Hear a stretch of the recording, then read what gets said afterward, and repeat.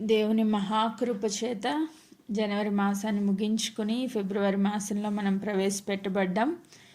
దేవుని యొక్క అత్యధికమైన ప్రేమ చేత గడిచిన ఉపవాస ప్రార్థనలో దేవుడు ఎంతో అద్భుత రీతిగా మనల్ని నడిపించుకుంటూ వచ్చారు. దాన్ని బట్టి మొదటిగా దేవాది దేవునికి కృతజ్ఞతాస్తుతులు చెల్లించుకుంటూ ఉన్నాను. అలాగే ఈ ఫిబ్రవరి మాసము ఈ మొదటి దినము మరి దేవుని యొక్క వాగ్దానం కొరకు మనము ఇంతవరకు కనిపెట్టి ప్రార్థనాపూర్వకంగా ఈ యొక్క మాటను వినడానికి సిద్ధపడ్డాం. దేవుడిచ్చే ఆ వాగ్దానాన్ని సంపూర్ణంగా మనం స్వతంత్రించుకున్నట్లు ఈ మాసం నిమిత్తమై ద్వితీయోపదేశ కాండము 32వ అధ్యాయము, ద్వితీయోపదేశ కాండము 32వ అధ్యాయము. ఈ అధ్యాయం అంతా ఒక కీర్తన. మోషే గారు తను పాడిన కీర్తన. ఇశ్రాయేలు యొక్క సర్వ సమాజం వినికిడిలో ఈ కీర్తన మాటలు శాంతముగా పలికెను. సో ఈ యొక్క మోషే జీవితంలో చివరి దినాల్లోకి వచ్చినప్పుడు ఆయన ఇంకా చనిపోబోతున్నారు కొన్ని దినాల్లో. సో ఆయనకి టైం అయింది. ఇశ్రాయేలు ప్రజలు కనాను యొక్క ఆ దేవుడిచ్చిన పాలు తేనెలు ప్రవహించే దేశంలో ప్రవేశపెట్టబడబోతా ఉన్నారు. సో కనాన్లో ప్రవేశించిన తర్వాత దేవుడిచ్చిన సమృద్ధిని వారు అనుభవించాలి. అలా అనుభవించడానికి ముందే ఆల్రెడీ ఒకసారి మోషే గారు ఈ మాటలన్నీ వారికి వివరించారు. అంటే ధర్మశాస్త్రం అంతా వారికి వివరించడం జరిగింది ఆల్రెడీ. కానీ రెండవసారి మళ్ళా ద్వితీయ ఉపదేశము, రెండవసారి ఉపదేశిస్తూ ఈ మాటలన్నీ ఒక కీర్తన రూపంలో చెప్తే వాళ్ళకి గుర్తుంటుంది అన్న ఉద్దేశంతో మోషే గారు ఆ కీర్తన సర్వ సమాజం ఎదుట శాంతంగా పలికారు అని మనం చూస్తూ ఉన్నాం. 31 చివరి 30వ వచనంలో, 31వ అధ్యాయం 30వ వచనంలో. అయితే ఈ యొక్క కీర్తనలో దేవుడు వారిని ఎంత అద్భుత రీతిగా విడిపించారో, ఎంత అద్భుత రీతిగా నడిపించారో రాయబడి ఉంది. ఈ కీర్తన మోషే గారు చెప్తూ దేవుడు ఐగుప్తులో నుంచి ఎంత అద్భుత రీతిగా వారిని విడిపించి కనాను యొక్క సమృద్ధిలో ప్రవేశపెట్టబోతున్నారు. ఆమేన్. సో అప్పుడు వీరు యొక్క జీవితంలో ముఖ్యంగా చుట్టూ అన్య జనాంగము ఉన్నారు కాబట్టి ఆ అన్యజనుల విగ్రహారాధన ఎట్టి పరిస్థితుల్లో వీళ్ళ జీవితంలో ఉండకూడదు, ఏమాత్రం వారిని పూజించకూడదు అని మోషే గారు ముందే సెలవిస్తూ ఆయన చెప్తున్న ఈ కీర్తనలో ఒక మాట ఈ మంత్ వాగ్దానంగా మనం తీసుకోబోతున్నాం. 32వ అధ్యాయము ద్వితీయోపదేశ కాండము 39వ వచనం నేను చదువుతా ఉన్నా. 32, 39. ఇదిగో నేనే దేవుడను, నేను తప్ప వేరొక దేవుడు లేడు. ఆమేన్. మృతి నొందించువాడను బ్రతికించువాడను నేనే, గాయపరచువాడను స్వస్థపరచువాడను నేనే, నా చేతిలో నుండి విడిపించువాడెవడునూ లేడు. ఆమేన్. సో ఈరోజు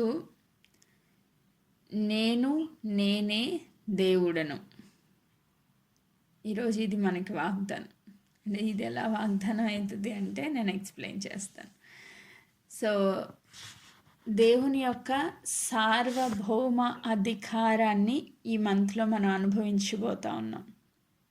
ఆమేన్. దేవుని యొక్క సార్వభౌమ అధికారాన్ని ఈ మంత్లో మనం అనుభవించబోతా ఉన్నాం. అంటే అర్థం ఏంటి అంటే ప్రతి పరిస్థితిలో దేవుని యొక్క హస్తాన్ని మనం చూడబోతా ఉన్నాం. దేవుడు చెప్తున్నారు నేనే దేవుడను అని ఆయన కనపరుచుకోబోతా ఉన్నారు. ఆమేన్. నేనే దేవుడను, నేను తప్ప వేరొక దేవుడు లేడు. సో మనం అనుకుంటాం కదా, చాలా మంది జీవితాల్లో కష్ట పరిస్థితి వచ్చినప్పుడు ఎవరైనా సహాయం చేస్తారా అని ఒక మనిషి తట్టు కానీ, ఒక అధికారి తట్టు కానీ, డబ్బు తట్టు కానీ పరిస్థితులు అనుకూలపరచబడాలని ఎక్కడెక్కడో మనం వెతుకుతూ ఉంటాం. కానీ దేవుడు చెప్తున్నారు, ఇక్కడ ఇశ్రాయేలు ప్రజలైతే భయంకరంగా విగ్రహాల తట్టు కూడా తిరిగారంట. విగ్రహాల తట్టు తిరిగారు.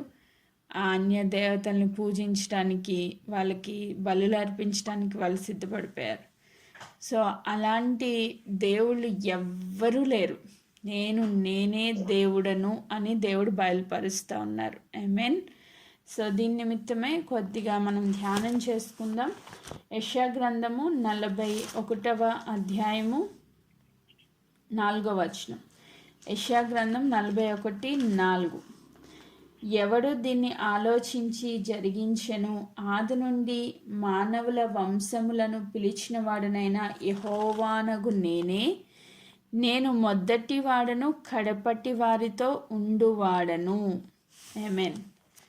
సో ఆదిలో నుండి మానవ వంశములను పిలిచువాడినైన యెహోవానగు నేను మొదటి వాడను, కడపటి వారితో ఉండువాడను. సో ఈరోజు మొదటివాడు, కడపటివాడు, ఉండువాడు. భూత వర్తమాన భవిష్యత్ కాలంలో సర్వాధికారి అయిన దేవుడి యొక్క ఔన్నత్యాన్ని మనం గుర్తించాలి. మొదటిగా నీ జీవితంలో ఆయన మొదటివాడు, ఆయన ఉన్నవాడు, ఆయన కడపటివాడు. అంటే దేవుని యొక్క సార్వభౌమ అధికారాన్ని మన జీవితంలో అనుభవపూర్వకంగా తెలుసుకోబోతా ఉన్నాం. ఆమేన్. ఈ క్షణాన్ని, ఈ యొక్క మొదటి ఫిబ్రవరి మాసం మొదటి దినాన్ని, మొదటి గడియలో మనతో ఉండువాడు, ఈ ఫిబ్రవరి మాసం ఎండింగ్ డే వరకు మనల్ని నడిపించువాడు, ఆ కడపటి దినాన్ని కూడా దేవుడు మనతో ఉంటాడు. ఆమేన్. దేవుడే మనతో ఉంటే ఇంక మనకు భయం ఎందుకు? Praise God. ప్రతి పరిస్థితిలో నేను నీకు తోడై ఉంటాను. నేనే దేవుడినని నువ్వు తెలుసుకుంటే చాలు. నేను తప్ప వేరొక దేవుడు లేడు. నేను బిగినింగ్ అండ్ ద ఎండ్, మొదటివాడిని, కడపటివాడిని. నేనే దేవుడను. అదొక్కటి మనం గ్రహిస్తే సరిపోతుంది. ఇక్కడ ఇంకొక మాట నేను చదువుతున్నాను. యెషయా గ్రంథంలోనే 43వ అధ్యాయము 10వ వచనం నుంచి నేను చదువుతున్నా. యెషయా 43:10. మీరు తెలుసుకొని నన్ను నమ్మి నేను ఆయనని గ్రహించినట్లు మీరు నేను ఏర్పరచుకున్న నా సేవకుడును, నాకు సాక్షులు. ఆమేన్. నాకు ముందు ఏ దేవుడు నిర్మింపబడలేదు, నా తర్వాత ఏ దేవుడు ఉండడు. నేనే యెహోవాను, నేను తప్ప వేరొక రక్షకుడు లేడు. ప్రకటించువాడను, రక్షించువాడను నేనే, దానిని గ్రహింపజేసిన వాడను నేనే. ఏ అన్య దేవతయు మీలో ఉండి ఉండలేదు. నేనే దేవుడను, మీరే నాకు సాక్షులు. ఇదే యెహోవా వాక్కు. ఆమేన్. నేనే దేవుడను, మీరే నాకు సాక్షులు. అంటే ఈ మాసంలో దేవుడే దేవుడు అని మనం గ్రహించి దేవునికి సాక్షులుగా ఉండే గొప్ప భాగ్యాన్ని దేవుడు ఇవ్వబోతున్నారు. ఆమేన్. అంటే ఆయన యొక్క సార్వభౌమ అధికారాన్ని మనము గ్రహించి ఆయనకి సాక్షులుగా నిలవబడబోతా ఉన్నాం. ఆయన తప్ప వేరొక దేవుడు లేడు అని ప్రకటించే సాక్షులుగా ఉండబోతా ఉన్నాం. ఇప్పుడు చూడండి, పేతురు గారి జీవితంలో ఆయన ఒక్కడే దేవుడు, ఆయనే రక్షకుడు, ఆయనే సమస్తానికి అధిపతి అని గ్రహించారు కాబట్టి ఆయన వెళ్ళి నజరేయుడని యేసు నామంలో లేచినాడు అంటే లేచి నడవగలిగారు. ఆయనకి సాక్షిగా పేతురు నిలవబడ్డారు. ఆయనకి సాక్షిగా పౌలు నిలవబడ్డారు. ఆయనకి సాక్షిగా అక్కడున్న అపోస్తలులందరూ నిలవబడ్డారు. ఎందుకు? ఆయన ఒక్కడే దేవుడు అని వాళ్ళు గ్రహించారు కాబట్టి. ఆమేన్. నువ్వు ఒకవేళ నిజమైన దేవుడిని నువ్వు గ్రహించగలిగితే, ఆయన తప్ప వేరొక దేవుడు లేడు అని నువ్వు గ్రహించగలిగితే, ఆయన రక్షణ నువ్వు పొందుకున్నవాడవుగా, ఆయన యొక్క జీవంతో నువ్వు నింపబడి ఆయన కొరకు నువ్వు సాక్షిగా జీవించగలుగుతావు. ఇది మొదటి మాట.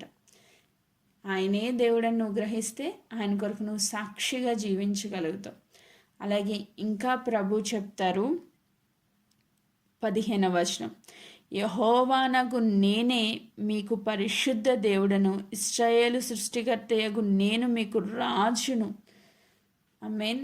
పరిశుద్ధ దేవుడు రాజు అని గనక మనం గ్రహిస్తే, సముద్రంలో త్రోవ కలగజేయవాడను, వడిగల జలముల్లో మార్గము కలగజేయవాడను, రథములను గుర్రమును సేనను శూరులను నడిపించువాడనగు యెహోవా ఇలాగు సెలవిచ్చుచున్నాడు, వారందరూ ఏకంగా పడుకొని లేవకుందురు, వారు లయమైపోయి జనప నారవలె ఆవిరైపోతారు. మునుపటి వాటిని జ్ఞాపకము చేసుకొనుకుడి, పూర్వకాలపు సంగతులు తలంచుకొనుకుడి. ఇదిగో నేను ఒక నూతన క్రియ చేయించున్నాను, అది ఇప్పుడే మొలుచును, మీరు దాన్ని ఆలోచించరా?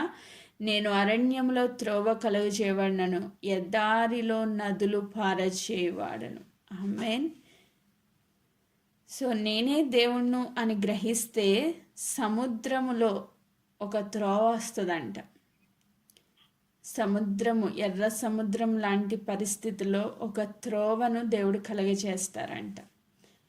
నేనే దేవుడినని నువ్వు గ్రహిస్తే, ఇదిగో నూతన క్రియ నీ జీవితంలో నేను చేయబోతా ఉన్నాను. ఆమేన్. నేనే దేవుడినని నువ్వు గ్రహిస్తే, అరణ్యంలో ఒక మార్గాన్ని నేను నీకు సిద్ధపరుస్తూ ఉన్నాను. ఆమేన్. నేనే దేవుణ్ణని తెలిస్తే ఎడారిలో నదులు పారచేయబోతా ఉన్నాను. అంటే నీ పరిస్థితులు ఏ రీతిగా ఉన్నప్పటికీ నేను నీకు ప్రభువుగా, రాజుగా నీ పరిస్థితులన్నింటినీ మార్చి ఒక మార్గాన్ని ఓపెన్ చేయబోతా ఉన్నాను. ఆమేన్. Praise God. సో ఒకవేళ మనం నిజంగా ఆయన బిగినింగ్ అండ్ ఎండ్ అని తెలిస్తే, ఆయన సార్వభౌమ అధికారంలో సముద్రాలు చీలాల్సిందే, ఎడారిలో నదులు పారజే దేవుడు, అంత గొప్ప అధికారం కలిగిన దేవుడు. ఆమేన్. సమస్తము ఆయన చేతుల్లో ఉన్నాయి. ఆయన చేతుల్లో ఉన్నప్పుడు, ఆయన చేతిలో ఉంది అని మనం గ్రహించినప్పుడు మనం కలవరపడాల్సిన అవసరం లేదు. ఆయనకి సాక్షులుగా జీవించడమే మన బాధ్యత. దేవుడేం చెప్పారు? మీరు సర్వలోకానికి వెళ్ళి నాకు సాక్ష్యం ఇవ్వండి, అంతే. మీరు చేయాల్సిన పని ఏంటంటే సాక్ష్యం ఇవ్వడం. కార్యం చేయాల్సిన పని నాది. ఆమేన్. ఆయన కార్యాలు చేస్తూ ఉంటారు, ఎడారిలో నదులు పారు చేస్తూ ఉంటారు, సముద్రాలను చీలుస్తూ ఉంటారు. ఆ మాటలు మనం సాక్ష్య రూపంలో బయలుపరచాలి. ఒక నూతన క్రియ నేను మీ జీవితాల్లో చేయబోతా ఉన్నాను. ఎందుకంటే నేనే దేవుడును కనుక. నన్ను మీరు ఆశ్రయిస్తే, నన్ను మీరు రక్షకుడిగా స్వీకరిస్తే, నేను మీ జీవితాల్లో అద్భుతాలు చేయబోతా ఉన్నాను. ఆమేన్. Praise God. ఇంకొక మాట మనం ధ్యానం చేసుకున్న యెషయా గ్రంథం 45వ అధ్యాయము 3వ వచనం నుంచి నేను చదువుతున్నా. యెషయా 45:3. పేరు పెట్టి నిన్ను పిలిచిన ఇశ్రాయేలు దేవుడనైన యెహోవాను నేనే అని నీవు తెలుసుకున్నట్లు, అంధకార స్థలముల్లో ఉంచబడిన నిధులను, రహస్య స్థలముల్లో మరుగైన ధనమును నీకిచ్చెదను. ఆమేన్. ఇక్కడ మరొక మాటగా దేవుడు చెప్తున్నారు, పేరు పెట్టి నిన్ను పిలిచిన ఇశ్రాయేలు దేవుడైన యెహోవాను నేనే అని నువ్వు తెలుసుకున్నట్లు, దేవుణ్ణి నువ్వు ఎరుగునట్లు, మొదటిగా నీకు కలిగిన అన్ని పరిస్థితుల్లో మార్గాన్ని తెరిచే దేవుడు, రెండవదిగా అంధకార స్థలముల్లో దాచబడిన మరుగైన ధనాన్ని నీకు ఇస్తానని చెప్తున్నారు. ఎందుకు నీకు ధనం ఇవ్వాలి అంటే, నేనే నిన్ను పిలిచిన దేవుణ్ణని నువ్వు తెలుసుకునేటట్లుగా చేస్తారంట. ఆమేన్. Praise God. దేవుడు వాగ్దానం చేశారు అబ్రహాముకి, నీకు ఇసుక రేణువులంత గొప్ప సంతానాన్ని ఇస్తానని దేవుడు వాగ్దానం చేశారు. ఆ వాగ్దానం నెరవేర్చి ఇస్సాకును నవ్వుల పుత్రుడిగా ఇచ్చి, ఇస్సాకులోంచి యాకోబు నుంచి ఇశ్రాయేలు ప్రజలు, ఆ ప్రజలు 70 మంది ఐగుప్తుకి వెళ్తే ఎంతమంది అయ్యారంట? లక్షల మంది అయిపోయారంట. ఈ లక్షల జనాంగము దేవుని యొక్క సన్నిధిలో వారందరూ ఇసుక రేణువుల్లాగా మార్చబడ్డారు. అంటే అంత గొప్ప జనాంగంగా మార్చబడ్డారు. ఇదంతా అబ్రహాం యొక్క విశ్వాసం ద్వారా దేవుడు నేనే నీతో నిబంధన చేసిన దేవుణ్ణి అని తెలియచేసుకోవడం కొరకు ఆ ఒక్క వ్యక్తిలో నుంచి ఆకాశ నక్షత్రం లాంటి జనాంగాన్ని దేవుడు తీసుకొచ్చారు. ఈ దినాన్ని విశ్వాసులకు తండ్రిగా దేవుడు వాగ్దానం చేస్తే ఖచ్చితంగా నెరవేరుస్తారు. ఈరోజు మనకి కూడా వాగ్దానం ఇస్తున్నారు. ఏమని ఇస్తున్నారు? ఆ దినాన్ని అబ్రహాం జీవితంలో ఆ వాగ్దానం నెరవేర్చారు. ఈరోజు మన జీవితంలో నేనే దేవుడిని నువ్వు తెలుసుకునేటట్లు, నిన్ను పిలిచిన వాడు నేనే అని తెలుసుకునేటట్లు, అంధకార స్థలంలో ఉంచబడిన నిధులు, రహస్య స్థలంలో మరుగైన ధనమును నీకు ఇచ్చేదను. నా సేవకుడైన యాకోబు నిమిత్తం నేను ఏర్పరచుకున్న ఇశ్రాయేలు నిమిత్తం నేను నీకు పేరు పెట్టి నిన్ను పిలిచి తిని, నీవు నన్ను ఎరగకుండినప్పటికీ నీకు బిరుదులిచ్చి తిని. నేను యెహోవాను, మరి ఏ దేవుడు లేడు, నేను తప్ప ఏ దేవుడు లేడు. ఆమేన్. నేనే సమస్తాన్ని జరిగించే దేవుణ్ణని నువ్వు తెలుసుకునేటట్లు దేవుడు నిన్ను ఆశీర్వదించిపోతా ఉన్నారు. ఆమేన్. Praise God. నీకున్న పరిస్థితుల్లో ఒక గొప్ప నూతన మార్గాన్ని, ఒక క్రొత్త మార్గాన్ని తెరవబోతున్నారంట ఆయనే దేవుడని తెలుసుకోవడానికి. ఇంకొక రెండవ మాట, ఆయనే దేవుడు అని నువ్వు గ్రహించేటట్లు నిన్ను దేవుడు ఆశీర్వదించబోతా ఉన్నారు. ఎందుకంటే సర్వాధికారం ఆయన చేతిలో ఉంది. ఆయనే దేవుడని మనము గ్రహించేటట్లు దేవుడు చేస్తారు. ఆమేన్. Praise God. మరొకసారి ద్వితీయోపదేశకాండం 32వ అధ్యాయం 39వ వచనం. ఇదిగో నేనే దేవుడను, నేను తప్ప వేరొక దేవుడు లేడు. మృతి పొందించువాడను బ్రతికించువాడను నేనే. మృతి పొందించువాడను బ్రతికించువాడను నేనే. అంటే సర్వాధికారంలో మృత్యువును జయించిన దేవుడు మన దేవుడు ఒక్కరే. దేవుడు అనబడిన వాళ్ళు ఈ లోకంలో చాలామంది ఉన్నారు, కానీ మృతిని గెలిచిన వాళ్ళు ఎవ్వరూ లేరు. మన దేవుడు ఒక్కలే మృతిని గెలిచి మృత్యుంజయుడిగా లేచి ఆయన చెప్తున్న మాట, యోహాను రాసిన ప్రకటన గ్రంథము 1వ అధ్యాయము ఒకసారి నేను మాట చదువుతున్నాను చూడండి. 18-18వ వచనం. యోహాను రాసిన ప్రకటన గ్రంథం 1వ అధ్యాయం 18వ వచనం. నేను మొదటి వాడను కడపటి వాడను జీవించువాడను, మృతుడనైతిని గాని ఇదిగో యుగ యుగములు సజీవుడనై ఉన్నాను. ఆమేన్. మరియు మరణము యొక్కయు పాతాళలోకము యొక్కయు తాళపు చెవులు నా స్వాధీనంలో ఉన్నవి. ఎవరి స్వాధీనంలో ఉన్నాయంట? పాతాళం యొక్క తాళపు చెవులు, మరణం యొక్క పాతాళం యొక్క తాళపు చెవులు నా స్వాధీనంలో ఉన్నవి అని చెప్తున్నారు ప్రభు. నేనే దేవుడను అని చెప్పిన ఆయన మాటలో ఒక పార్ట్ ఏంటంటే మరణంపై అధికారం కలిగిన దేవుడు. ఆమేన్. జీవాన్నిచ్చే దేవుడు. ఆమేన్.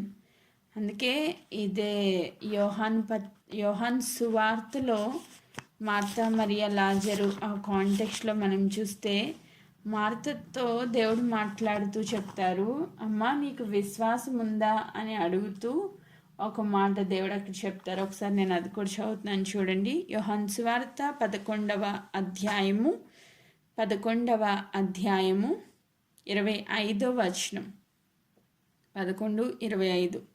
అందుకు యేసు, పునరుద్ధానమును జీవమును నేనే. నా యందు విశ్వాసం ఉంచువాడు చనిపోయినను బ్రతుకును, బ్రతికి నా యందు విశ్వాసం ఉంచువా ప్రతివాడు ఎన్నటికిని చనిపోడు. ఈ మాట నమ్ముచున్నావా అని ఆమెను అడిగాను. ఆమేన్. సో నా మీద విశ్వాసం ఉంచువాడు ఎన్నడూ చనిపోడు. పునరుద్ధానము జీవము నేనే. సో జీవము కలిగిన దేవుని యొక్క సన్నిధిలో మనం ఉన్నాం. ఎంత ధన్యులం మనం. మరణానికి భయపడాల్సిన అవసరం లేదు. ఎందుకంటే మరణం యొక్క పాతాళం యొక్క తాళపు చెవులు ఆయన చేతిలో ఉన్నాయి. ఇప్పుడు లాజరు చనిపోయి 4 రోజులు అయిపోయింది. ఆయన ఎక్కడున్నాడు? ఇప్పుడు వెళ్ళి పాతాళంలో ఉన్నాడు కదా.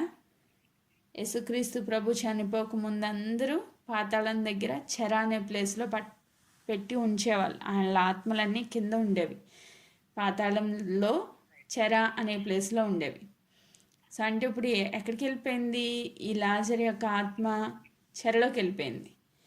ఇప్పుడు ప్రభు ఏం చెప్తున్నారు? పునరుద్ధానము జీవము నేనే, ఆ మరణం యొక్క తాళపు చెవులు నా స్వాధీనంలో ఉన్నాయని చెప్పిన దేవుడు ఆ మరణం యొక్క తాళపు చెవులు ఓపెన్ చేసి ఆ చెరల్లో ఉన్న లాజర్ ఆత్మను బయటికి రమ్మని జస్ట్ ఒక మాట సెలవిచ్చారంతే. లాజరు బయటికి రా అని బిగ్గరగా చెప్పారంట. సో ఆయన మాటకి ఆ చెరలో ఉన్న ఆత్మ వచ్చి ఆ బాడీలోకి వచ్చింది. కుళ్ళిపోయిన ఆ బాడీని మళ్ళీ తిరిగి జీవం పోసుకుంది. ఆ బాడీ మళ్ళీ తిరిగి లేచి ఇప్పుడు లాజరుగా బయటకు వచ్చింది. ఆమేన్. ఒక తల్లి గర్భంలో ఒక శిశువు నిర్మించబడుతుందంటే రహస్యమందు దేవుడు ఆ సృష్టిని చేస్తూ ఉన్నాడంటే దాన్ని గ్రహింపగలవాడెవడు? అందుకే మృతి నొందించువాడను తిరిగి జీవింపజేయవాడను నేనే అని దేవుడు చెప్తున్నారు. ఒక బిడ్డ పుట్టే ఆ జన్మ రహస్యము ఎవరికీ అర్థం కాదు. బిడ్డ ఎలా పుడుతుందో, ఎలా ఎదుగుతుందో, ఈ కళ్ళు, ముక్కు, నోరు అన్నీ ఎలా సృష్టించబడుతున్నాయో, ప్రతి ఆర్గాను చాలా చాలా చాలా ఇంపార్టెంట్. ఒక్కటి పని చేయకపోయినా ఏదో ఒక లోపం ఉంటుంది మనకి. సో అన్నీ పర్ఫెక్ట్గా దేవుడు తల్లి గర్భంలో ఒక బిడ్డను రూపొందించి ఒక జీవాన్ని ఇచ్చి బయటికి తీసుకొస్తున్నారు. మళ్ళీ ఆ మనిషి చనిపోతే, మరణించేస్తే ఆ శరీరము మట్టిలో మన్నైపోతుంది, ఆత్మదేవుని దగ్గరికి వెళ్ళిపోతుంది. ఇది అన్నీ ఒక రహస్యాలు, మనకు అండర్స్టాండ్ అవ్వదు. అది ఈరోజు కనిపించిన మనిషి నిన్న ఈ జనవరి వరకు ఉన్న వాళ్ళు ఈ ఫిబ్రవరిలో ప్రవేశించలేని వాళ్ళు అనేక మంది చనిపోయిన వాళ్ళు ఉన్నారు. ఆ మనిషి ఏమైపోయాడు ఎవరికీ అర్థం కాదు. అదంతా ఒక రహస్యం. అందుకే చెప్తున్నారు ప్రభు, నేనే దేవుడును, మృతి పొందించేవాడును నేనే, బ్రతికించేవాడను కూడా నేనే అని చెప్తున్నారు. తండ్రి అయిన దేవుడు కుమారునికి సమస్తంపై అధికారం ఇచ్చారంట. ఈరోజు మనము భయపడాల్సిన అవసరం లేదు. ఎందుకంటే దేవుని చేతిలో అధికారం ఉంది అని తెలిసినప్పుడు, దేవుడు ఈ లోకంలో నీ పని దేవుని చిత్తం కంప్లీట్ అయ్యేంత వరకు నీకు ఎలాంటి ప్రాబ్లం రాకుండా చూసుకునే బాధ్యత తీసుకున్న దేవుడు మన దేవుడు. నిన్ను ముట్టినవాడు నా కనుగుట్టును ముట్టిన వాడితో సమానం అంటారు. సో ఆయన అంతా భద్రత, క్షేమాన్ని దేవుడు నీకు ఇవ్వబోతా ఉన్నారు. కాబట్టి భయపడాల్సిన అవసరం లేదు. ఒకవేళ మరణాపాయకరమైన పరిస్థితులు వచ్చినా తిరిగి జీవంతో లేపగలిగిన సర్వశక్తిమంతుడైన దేవుడు. ఆమేన్. Praise God. సో ఈరోజు మన దేవుడు పునరుద్ధానమును జీవమును నేనే అని సెలవిచ్చిన దేవాది దేవుణ్ణి మనము కలిగి ఉన్నాం.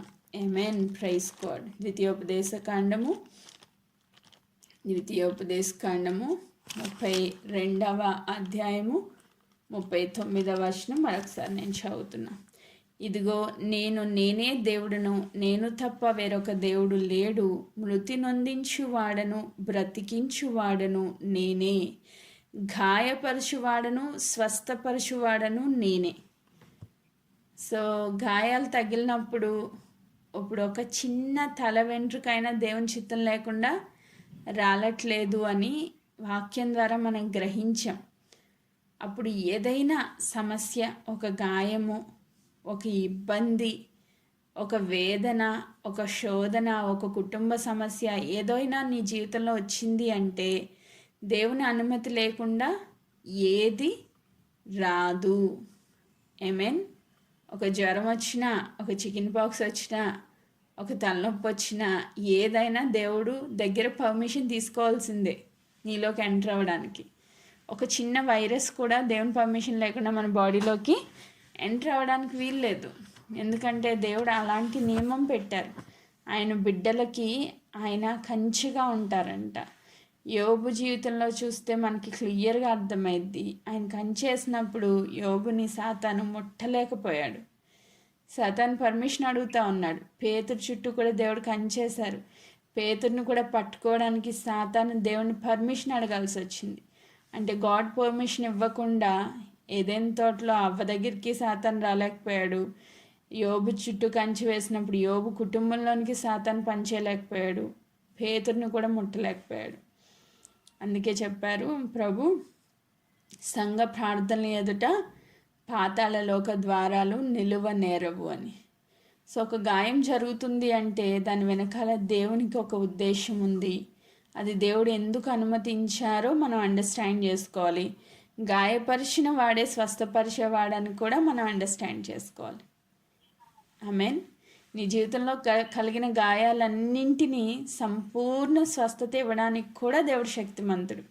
ఇప్పుడు చూసాం కదా లాజర్ జీవితంలో, అది గొప్ప గాయం వాళ్ళ జీవితంలో, మామూలు గాయం కాదు అసలు.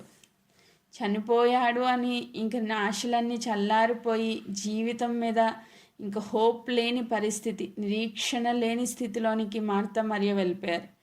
చాలా గొప్ప గాయం జరిగింది వాళ్ళ హృదయాల్లో. కానీ దేవుడు ఆ గాయాన్ని అనుమతించిన వాడు ఆయనే, మళ్ళా స్వస్థపరిచిన వాడు కూడా ఆయనే. 12 సంవత్సరాల రక్తస్రావం కలిగిన స్త్రీ జీవితంలో గాయాన్ని అనుమతించిన దేవుడు ఆయనే. ఆమె విశ్వాసంతో పాదాల చెంతకు వచ్చినప్పుడు, దేవుని ముట్టినప్పుడు స్వస్థత ఇచ్చినవాడు కూడా ఆయనే. ఆమేన్. సో ఒక వ్యక్తి జీవితంలో గాయము తర్వాత ఆయన పొందుకున్న స్వస్థత ద్వారా దేవుని సన్నిధిలో గొప్ప మహిమ సాక్షిగా, మహిమకరమైన సాక్ష్యం కలిగిన వ్యక్తిగా నిన్ను నన్ను దేవుడు నిలవబెడతారు. గాయం వెనకాల ఒక గొప్ప అద్భుతాన్ని దేవుడు దాచి ఉంచుతారు. ఆమేన్. సో గాయం వచ్చిన వెంటనే మనము విసుక్కొని, సణుగుకొని, గొణుగుకొని దేవుడు ఎందుకు ఇలా చేస్తున్నారని ప్రశ్నించే స్వభావాన్ని పక్కన పెట్టి, గాయపరిచిన చేతులే స్వస్థపరుస్తాయని మనము గుర్తించి, గ్రహించి, ఒకవేళ ఆ గాయంలో కూడా దేవుడు నాకేం నేర్పిస్తున్నారు. ఎస్, మనము సుఖంలో నేర్చుకోలేనన్ని పాఠాలు కష్టంలో నేర్చుకోగలుగుతాం. 100%. ఎంత గర్విష్టైనా ఒక దెబ్బేస్తే లొంగుతాడు ఖచ్చితంగా.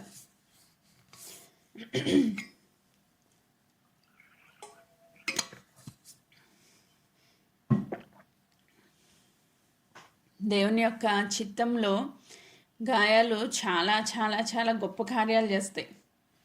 ఆమేన్. సో హిజ్కియా జీవితంలో మరణకరమైన రోగం వచ్చిందంట. వెంటనే నువ్వు ఇల్లు చక్కబెట్టుకొని నువ్వు చనిపోతున్నావు అని చెప్పి ప్రవక్త వచ్చి చెప్పిన వెంటనే ఆయన గోడ తట్టి తిరిగి కన్నీరు కారుస్తున్నాడు. సో అంతవరకు కన్నీటి ప్రార్థన చేయలే. అనారోగ్యం వచ్చినప్పుడు కూడా అంతవరకు కన్నీటి ప్రార్థన చేయలే. ఎప్పుడైతే దేవుని మాట వచ్చిందో, నిన్ను గాయపరిచిన దేవుడు నిన్ను తీసుకెళ్ళిపోతున్నారని చెప్పారో, వెంటనే కన్నీటి ప్రార్థన, ఒక్క చిన్న ప్రార్థన 15 సంవత్సరాల ఆయుష్ను పొడిగించే అంత గొప్ప అద్భుతాన్ని చేసింది. సో అక్కడ గాయపరిచిన దేవుడే స్వస్థపరిచారు. ఆమేన్. సో ఈరోజు మన జీవితంలో వచ్చిన ప్రతి అనారోగ్యం, ప్రతి గాయం వెనకాల దేవుడు స్వస్థత కూడా ఉంది అని మనం గ్రహించాలి. ఈరోజు గాయాన్ని చూసి కృంగిపోవద్దు, అనారోగ్యాన్ని చూసి కృంగిపోవద్దు. వెనకాల స్వస్థపరిచే హస్తాలు ఉన్నాయని చెప్పి దేవుని యందు విశ్వాసం ఉంచి, గాయపరుచువాడను స్వస్థపరుచువాడను నేనే అని సెలవిచ్చిన సార్వభౌమాధికారం కలిగిన దేవునికి మనం అప్పగించుకుందాం. ఆమేన్. నా చేతిలో నుంచి విడిపించువాడెవడును లేడు. ఒక మాట నాకు చాలా భయాన్ని పుట్టించే మాట. జీవం గల దేవుని చేతిలో పడడం బహుభయంకరం అంట. నువ్వు అన్యుడిగా ఉన్నప్పుడు ఎలా తిరిగినా ఏం చేసినా ప్రాబ్లం ఏం లేదు. కానీ దేవుని చేతిలో పడిన తర్వాత నువ్వు ఇష్టానుసారంగా జీవిస్తానంటే అసలు ఒప్పుకునే దేవుడు ఎంత మాత్రం కాదు. నువ్వు అన్యుడిగా ఉన్నప్పుడు నువ్వు సినిమాలకు తిరుగు, షికార్లు కొట్టు, క్లబ్లు, పబ్లు, నీ ఇష్టం ఏమన్నా చెయ్యి, అక్కడ అడిగేవాడు ఎవడూ లేడు. కానీ జీవం గల దేవుని చేతిలో పడ్డావు. ఇప్పుడు నువ్వు నీ ఇష్టానుసారంగా జీవిస్తే ఊరుకునే దేవుడు కాదు. నీకు 2 మొట్టికాయలు వేసైనా వెనక్కి సరైన మార్గంలోనికి, క్రీస్తు మార్గంలోనికి, ఆయన స్వారూప్యంలోనికి మార్చుకోవడానికి దేవుడు ఇష్టపడతారు.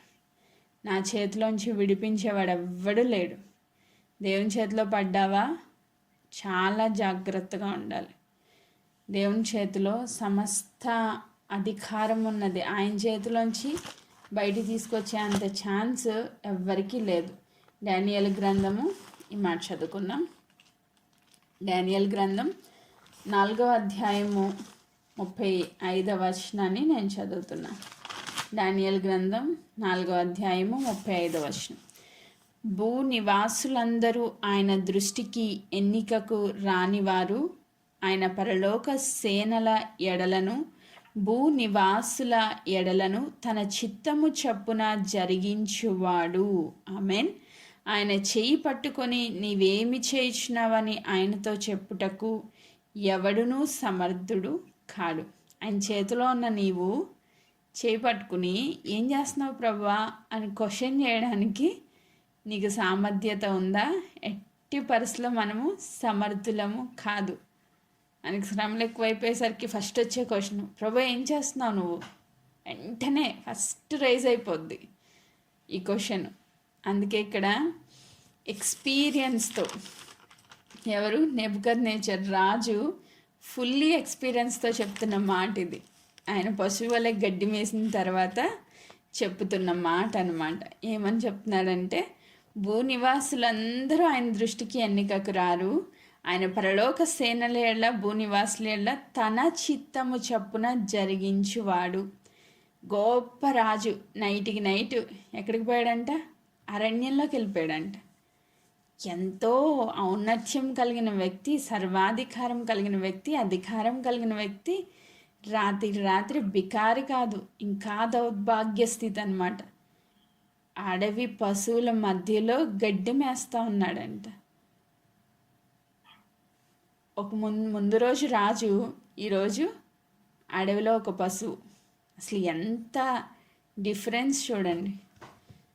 ఇప్పుడు ఇంత డిఫరెన్స్ వచ్చిన తర్వాత ఆయనకు అర్థమైన విషయం ఏంటంటే, ఇదంతా జరిగించేది దేవుడే అని తెలుసుకున్నాడంట. దేవుని చిత్తం చెప్పిన అన్నీ జరుగుతున్నాయని అప్పుడు బుద్ధి వచ్చిందంట. అంతకుముందు తెలియదు ఆయనకి. నేనే రాజుని, నా పట్టణం, నా గర్వకారణం, నా నామ ఘనతకు నేను కట్టించుకున్నాను, నేను అనే స్వభావంలో ఉన్నాడు. ఒక్కసారి దేవుడు ఒక మొట్టిగా వేసి తీసుకొచ్చి అరణ్యంలో పడేస్తే ఇప్పుడు అర్థమవుతుంది, అమ్మో దేవుడు లేకుండా ఆయన చిత్తము సమస్తము ఆయన సర్వాధికారంలో జరుగుతుంది. దేవుడు లేకుండా నేను ఏది సంపాదించుకోలేను, దేన్ని సుఖించలేను, అసలు దేన్ని అనుభవించలేను. ఆ పొజిషన్ ఉండడానికి, ఆ ఘనత రావడానికి కారణం మూలం దేవుడు అని తెలుసుకున్నాడంట. ఆమేన్. ఈరోజు దేవుడు మనతో మాట్లాడుతున్నమాట, నేనే దేవుణ్ణి అని మీరు తెలుసుకోవాలి. ఫస్ట్ నెబుకద్నెజర్ ఎక్స్పీరియన్స్తో తెలుసుకున్నాడు. ఈరోజు మనకు కూడా చాలా ఎక్స్పీరియన్సెస్ ఉన్నాయి. నేనే దేవుణ్ణి అన్న విషయాన్ని మనం చాలా విషయాలు రుచి చూసి వచ్చి ఉంటాం. ఒకవేళ నువ్వు నేనే దేవుణ్ణి అని తెలుసుకుంటే, అరణ్యం లాంటి పరిస్థితిలో నేను ఒక త్రోవని కలుగజేస్తాను, ఎడారి లాంటి పరిస్థితుల్లో ఒక జీవ జల నది ప్రవాహాన్ని ప్రవహింపచేస్తాను, సముద్రం లాంటి పరిస్థితుల్ని చీల్చి ఒక మార్గాన్ని ఓపెన్ చేస్తాను.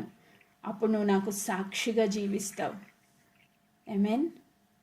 రెండవది, నేనే దేవుణ్ణి నువ్వు తెలుసుకుంటే, రహస్యంలో మరుగైన ధనాన్ని నేను నీకు ఇచ్చి నీ పేరు పెట్టి నేను పిలిచి ఉన్నానని ఆశీర్వదించి అనేకులకు నేను సాక్షిగా నిలవబెట్టుకుంటాను. ఆమేన్. పునరుద్ధానము జీవము నేనే గనుక, మృతి నొందించువాడును బ్రతికించువాడును నేనే గనుక నువ్వు ఈ నెలలో భయపడాల్సిన అవసరం లేదు. సో సర్వాధికారం కలిగిన దేవుడినైనా నేను నీకు తోడై ఉన్నాను. నెక్స్ట్, గాయపరచువాడును స్వస్థపరచువాడును నేనే గనుక, ఒకవేళ గాయం జరిగిన దేవా ఎందు నిమిత్తం ఇది అనుమతించారో మీ చిత్తమంతా నా జీవితంలో నెరవేర్చి గాయాన్ని కట్టండి అని స్వస్థపరిచే హస్తాలకు నేను నువ్వు అప్పగించుకుంటే, ఆ స్వస్థతను అనుభవించే కృపను కూడా దేవుడు ఈ నెలలో మనకి ఇవ్వబోతా ఉన్నారు. ఆమేన్. ఆయన చేతిలో సర్వాధికారం ఉన్నదని మనం గ్రహిస్తే ఆయన మనకి ఘనతనిచ్చి అధికారాన్ని ఇచ్చి ఆశీర్వదించి నిలవబెట్టే దేవుడు. ఆయన చేతిలో ఉన్నాం, మనం భయపడాల్సిన అవసరం లేదు. ఆయన చేతిలో నుంచి ప్రభు యోహాను సువార్త 17వ అధ్యాయంలో ప్రార్థనలో చెప్తారు కదా, తండ్రి నా చేతికి ఇచ్చిన దాన్ని ఎవ్వడు నా యొద్ద నుంచి అపహరింపలేడు. సాతానికి ఏమాత్రం మనపై అధికారం లేదు, ఎందుకంటే మనం దేవుని చేతిలో ఉన్నాం. సో కాబట్టి ఆయన చేతిలో ఉన్న భద్రత, ఆయన చేతిలో ఉన్న క్షేమము, ఆయన చేతిలో ఉన్న సమస్తము మనం అనుభవించి సమస్త సుఖములు ఆయన కుడి చేతిలో ఉన్నాయని దేవుని వాక్యం చెప్తుంది. అవన్నీ మనం అనుభవించి సంతోషంగా ఈ నెలలో దేవుని యొక్క సార్వభౌమ అధికారాన్ని మనం అనుభవంలోనికి తెచ్చుకునేటట్లుగా దేవుడు సహాయం చేయునుగాక. దేవుడి వాగ్దానంను ప్రతి ఒక్కరి కుటుంబ పక్షంగా వ్యక్తిగతంగా సంపూర్ణ నెరవేర్పులోనికి తెచ్చునుగాక. ఆమేన్.